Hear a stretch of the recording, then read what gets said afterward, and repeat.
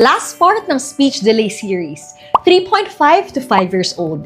Ito ang stage bago mag-start ng school at habang pa-start na ng preschool life. Importante to.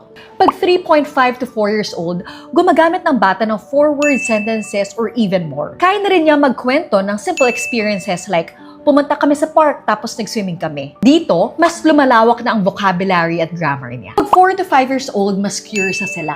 Nagtatanong sila ng questions like, bakit? Paano? At kailan?